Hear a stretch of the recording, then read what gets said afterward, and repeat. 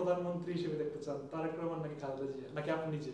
না না না না, জনগণ ঠিক করবে কে প্রধানমন্ত্রী হবে। আমার দলে আরো অনেক ইম্পর্টেন্ট লোকজনরা আছে, হয়তো মিডিয়ার সামনে তারা আসেন না। তারেক রহমান সাহেবের সাথে তো আমার সম্পর্ক আজকে না, 2001 সাল থেকে সম্পর্ক। তো সাথে যে প্রশ্নটা করলাম যে ডক্টর ইউনূস সাহেব আশঙ্কা করছেন যে একটা বিপ্লব, না, আমার মনে হয় সেটা ইনশাল্লাহ হবে না। প্রতিদিন কিছু কিছু কিছু প্রতিবন্ধকতা থাকতেই পারে, আমরা এটা বিশ্বাস করি থাকতেই পারে, সেটা আমরা সলভ করে নেব। বাট বিপ্লব অনেক বড় একটা টার্ম। কিসের জন্য বিপ্লব? বিপ্লব হওয়ার জন্য একটা গভর্নমেন্টের অনেক ফেলিয়ার হয়ে মানে এক এক জাতির বা একটা জনগোষ্ঠীর একদম বিশ্বাস উঠে যেতে হয় বিপ্লব হতে পারে। আমি সেইটা দেখি না। আপনি মনে করেন যে ব্যক্তি প্রধান উপদেষ্টার কথা যদি বলি, সরকারের বাইরে ডক্টর ইউনূস সাহেব কি স্বাধীনভাবে কাজ করতে পারছেন বলে মনে হয়? মানে পরাধীনতা এখানে কি আছেন? মানে কেউ তো কোনো প্রেশার দিচ্ছে না ওনাকে। উনি আসছেন স্বাধীনভাবে, আমরা ওনাকে সাপোর্ট করেছি, উনি ওনার কাজ করছেন, আমরা ওনাকে সাপোর্ট করি, আমরা আগামীতে ওনাকে সাপোর্ট করব। তার সাথে যে উপদেষ্টা আছেন তারা কি তাকে সহযোগিতা করছে? এটা তো উনি বলতে পারবেন, এটা তো আমরা বলতে পারবো না। প্রশ্নটা হচ্ছে আপনাকে নিয়ে আর কি, যে আপনার দলের পরিকল্পনা সামনে নির্বাচন নিয়ে আপনি কি ভাবছেন?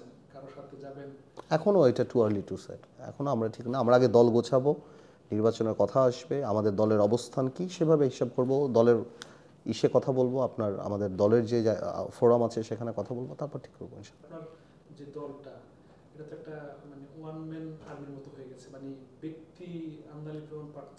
বাংলাদেশে আওয়ামী লীগ, বিএনপি আর জামাত ছাড়া তো সবই ওয়ান ম্যান। বাংলাদেশে যত রাজনৈতিক দল আছেন, ব্যক্তি আমাদের কোনো কিছু যখন গড়া হয় তখন ওয়ান ম্যানই গড়ে। যখন গড়ার পর একটা স্টেবল পজিশনে যায়, তখন আরও ভালো ভালো নেতৃত্ব আসে। আমার দলে আরও অনেক ইম্পর্টেন্ট লোকজনরা আছে, হয়তো মিডিয়ার সামনে তারা আসেন না, বা রাজনৈতিকভাবে ওনারা অত্যন্ত সচেতন এবং অত্যন্ত বুদ্ধিমান, যারা আমাকে সহযোগিতা করেন। হয়তো আপনারা ওনাদেরকে চেনেন না, যেহেতু মিডিয়াতে আসেন না। আর আপনি অনেক ভালো অর্গানাইজ নিয়েও যদি আপনার ওরকম মুখ চেনা লোক না থাকে, তাহলে আপনার তো দল চালানো মুশকিল। যেমন জামাত ইজ অর্গানাইজ পলিটিক্যাল পার্টি, কিন্তু জামাতের 5টা লিডিং নেতার নাম কেউ বলতে পারবে না। তো তো জামাতের অর্গানাইজ তো অনেক ভালো সব জায়গাতে। সো আপনার দুইটাই দরকার বাংলাদেশের রাজনীতিতে। আপনার একজন ম্যান দরকার, যাকে দেখে আপনি স্বপ্ন দেখবেন, অ্যাট দ্য সেম টাইম আপনার অর্গানাইজেশনও দরকার।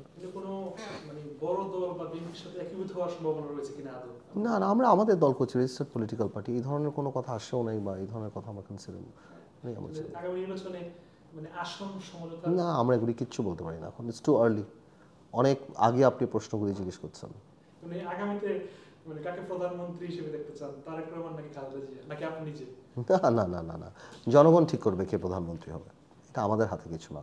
তবে আমরা চাই যাতে নির্বাচন ভালো হোক এবং জনগণ তার ইচ্ছার প্রতিফলন ঘটায়।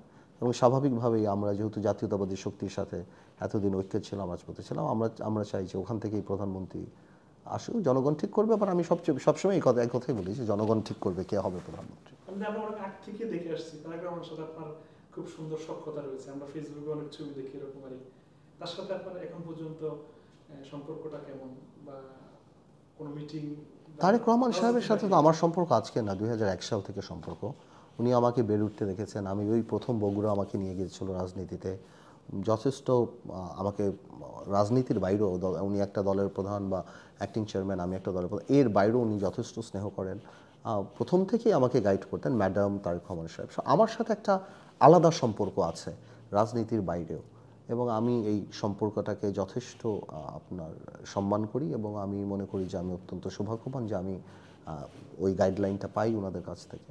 আমার নিজেকে রাজনীতিতে প্রতিষ্ঠিত করার জন্য এটা অনেক বড় একটা হেল্প।